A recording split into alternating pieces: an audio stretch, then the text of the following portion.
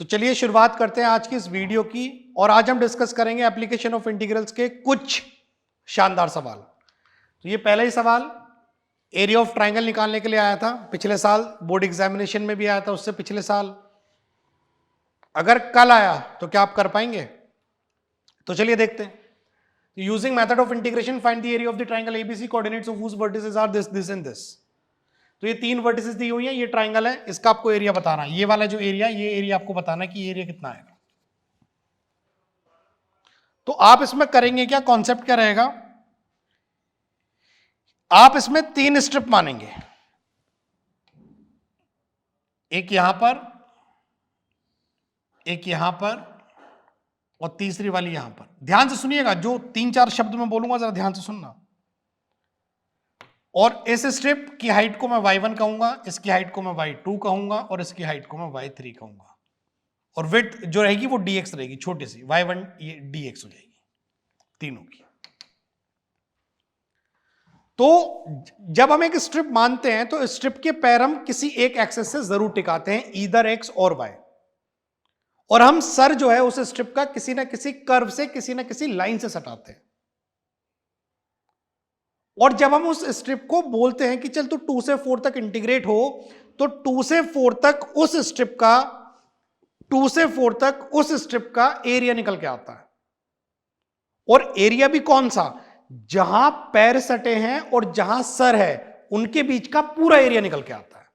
यानी कि यहां पर अगर ये स्ट्रिप, ये वाले स्ट्रिप से मैं अगर कहूं चल 2 से 4 तक इंटीग्रेट हो,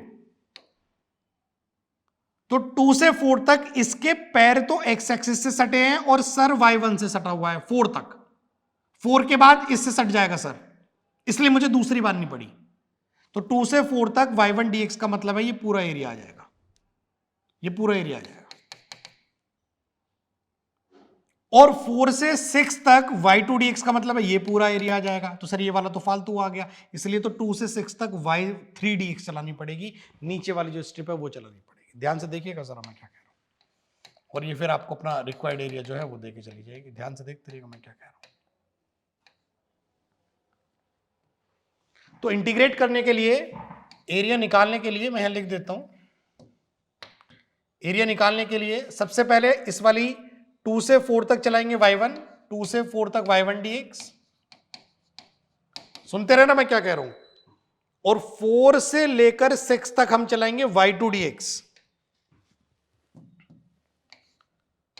4 से लेकर 6 तक चलाएंगे y2 dx और उसमें से सब्ट्रैक्ट करेंगे 2 से लेकर 6 तक y3 dx। अब मजे की बात क्या है ना, आपके पास यहाँ y1 अवेलेबल है, ना y2 अवेलेबल है, ना y3 अवेलेबल है। y1 क्या है? y1 जो है ना एक लाइन है AB, उसकी इक्वेशन में से y1 निकलेगा, कर्व में से y निकलेगा। अब उसकी इक्वेशन तो आपके पास नहीं है। और किसी भी लाइन की इक्वेशन कैसे निकलती है? ध्यान से हर बात को बारीकी से सुनिएगा, इसलिए इस वीडियो में ना के बराबर सवाल है। y minus y1 slope times x minus x1। तो ऐसे ही AB जो लाइन है, पहले उस AB लाइन का स्लोप निकालते हैं। तो स्लोप कितना हो जाएगा? 5 minus 0 5, y2 minus y1 upon x2 minus x1, 5/2। Equation आ जाएगी y माइनस y1 यानी 0, slope times 5/2 times x minus x1 यानी x माइनस 2। तो y यानी y1 आपका आ जाएगा 5x/2 माइनस 5। y1 आ गया जी आपका। अब चलिए y2 निकालते हैं, रंग बदल लेते हैं। अब आपका BC का स्लोप निकालते हैं पहले। तो BC का स्लोप आपका आ जाएगा 5 माइनस 3 2 अपॉन में 4 माइनस x माइनस 2, तो स्लोप आ रहा है -1। तो मान लीजिए ये वाला पॉइंट से हम निकाल रहे हैं, तो y minus 3 slope times x minus 6, तो यह आ जाएगा y is equal to minus x plus 9। तो y नहीं y2 हम इसे करार देंगे। अब आया y3, यानी AC का स्लोप निकालते हैं AC। तो AC का स्लोप आ जाएगा 3 माइनस 0 3 6 माइनस 2 4 3/4। तो y माइनस 0 मतलब ये वाला पॉइंट मान लेते हैं, स्लोप टाइम्स x माइनस 2। तो इक्वेशन आ जाएगी y is equal to 3x/4 minus 3/2। और ये y नहीं y3 है आपका। तो y1 y2 y3 भी निकाल दिए। कैलकुलेशन बाकी है, देखिएगा ध्यान से, अगर आप वीडियो देख रहे हैं तो उसे कंप्लीट कर लो ध्यान से, क्योंकि कैलकुलेशंस कैसे करनी है, कैसे इजी होंगी, बहुत तेज कैसे होंगी, ये सारी चीजें आप देख लो। तो 2 से लेकर 4 तक y1 dx, और y1 कितना है आपका 5x/2 - 5 प्लस y2 कितना है 4 से लेकर 6 तक आपको इंटीग्रेट करना है, 4 से 6 तक y2 कितना है 9 - x, नेगेटिव ऑफ y3, इसका नेगेटिव कितना हो जाएगा 2 से लेकर 6 तक आपको इंटीग्रेट करना है, इसका नेगेटिव यानी 3/2 - 3x/4 dx। चलिए इंटीग्रेट करते हैं, तो ये आ जाएगा 5 इसका इंटीग्रेशन आ जाएगा 5x² 4 - 5x, ये जाएगा 2 से 4 तक, देखते रहिएगा ध्यान से। ये हो जाएगा 9x - x² 2, और ये हो जाएगा आपका 4 से लेकर 6 तक, ये हो जाएगा 3x/2 - 3/8x², और ये जाएगा आपका 2 से 6 तक, लगातार देखते रहिएगा।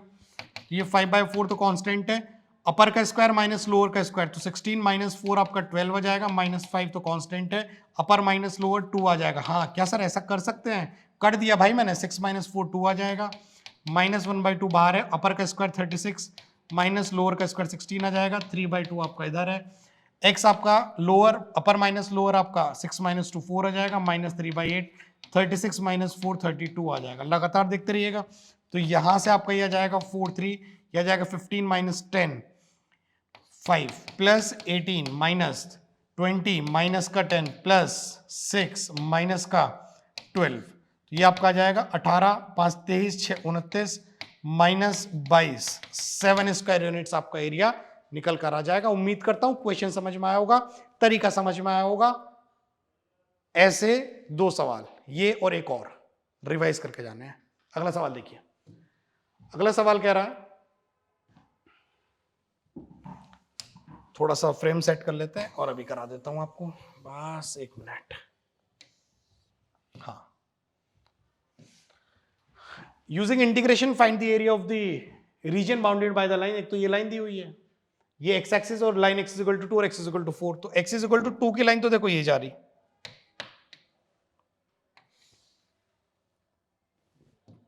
x = 2 की लाइन तो ये रही भाई,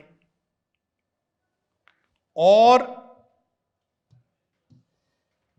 x = 4 की लाइन ये रही भाई,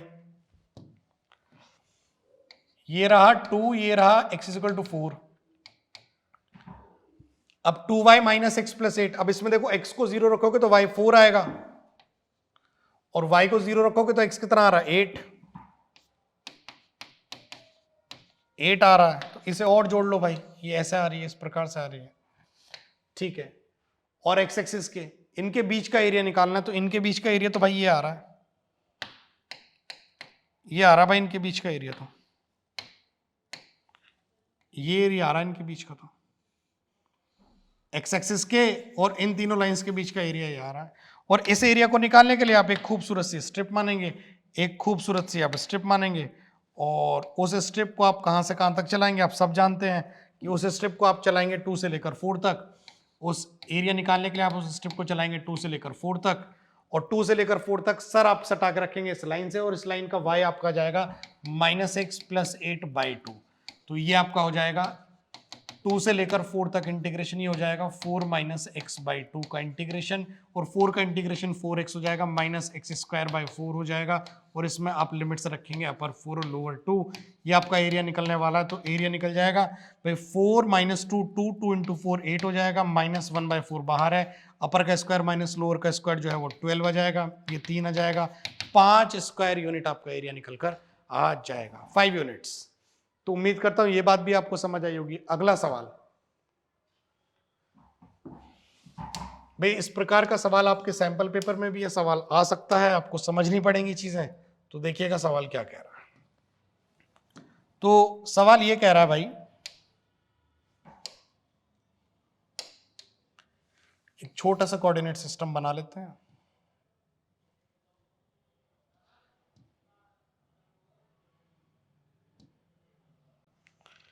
और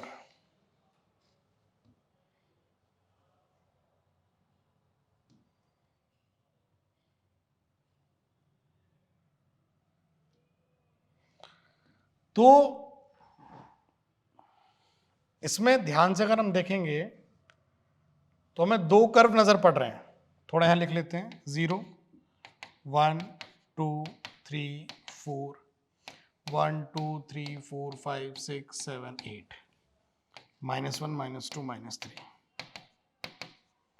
1 2 3 4 5 6 7 8 ऐसे लिख लेते हैं।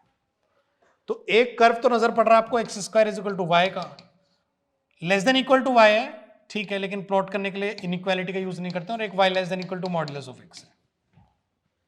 अब आपको अगर कर्व प्लॉट करने नहीं आते फिर तो आपके लिए जो है वो दिक्कत की बात हो जाएगी ना। तो ये y is equal to x square समझो, x को 0 डालो y 0 आएगा, कर्व प्लॉट हो जाएगा 1 मिनट में। x को 1 डालो y 1 आएगा, x को 2 डालो y 4 आएगा, x को -1 डालो y 1 आएगा, x को -2 डालो y 4 आएगा। तो ये कर्व कुछ इस तरीके से प्लॉट हो जाएगा भाई, कुछ इस तरीके से प्लॉट हो जाएगा। और y is equal to modulus x, तो y is equal to modulus x जो है, y is equal to modulus x जो है उसके अंदर दो बातें होती हैं, एक तो y is equal to x और y is equal to -x। ये बात होती है जब x 0 से बड़ा होगा, ये बात होती है जब x 0 से छोटा होगा। और आपको मॉडुलस x अगर प्लॉट करना है तो आप सिंपल भाषा में कर लो ना, 1 पे 1 का 1 होता है भाई, 2 का 2 होता है। अब 2 का 2 होता है, 3 का 3 होगा, अब -1 का 1 होगा, -2 का 2 होगा। तो एक लाइन तो निकल जाएगी मेरे प्यारे भाई और बहनों कुछ इस प्रकार से,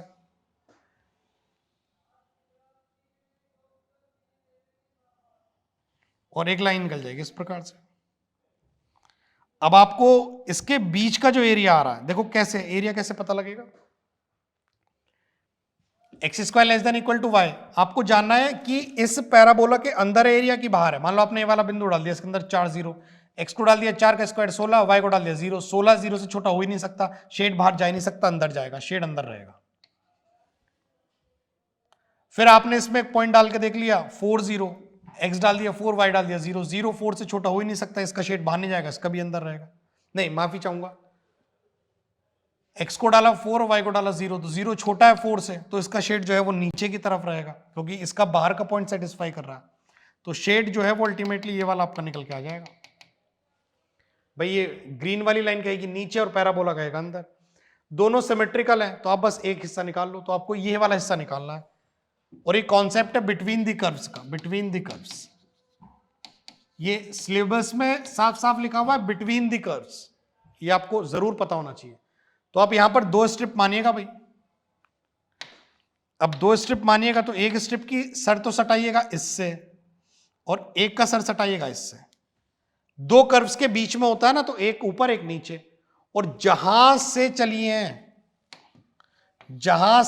और जहां तक चलिए उनके डिफरेंस, पहले वाले को तो आप मानिएगा स्ट्रिप की हाइट को y1 और दूसरे की स्ट्रिप की हाइट को मानिएगा y2, और y1 - y2 dx कर देना जहां से जहां तक चलिए।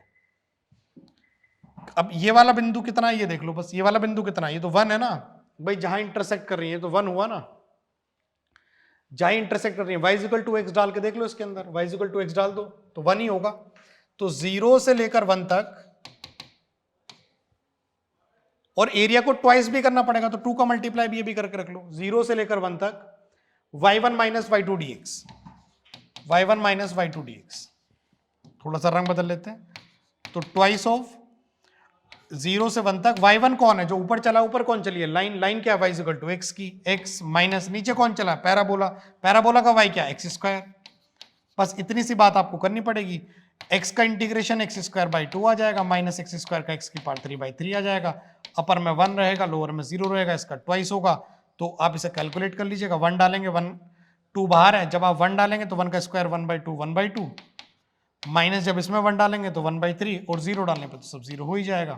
ये हो जाएगा 2 इंटू ये 1/6 हो जाएगा, तो अल्टीमेटली कितना आ जाएगा 1/3 आ जाएगा। तो 1/3 आपका आंसर हो जाएगा। उम्मीद करता हूं सभी क्वेश्चंस आपको समझ में आए होंगे। इस टाइप के क्वेश्चंस को आप सॉल्व करके जाइएगा, ऐसे क्वेश्चंस आने के चांसेस ज्यादा रहेंगे।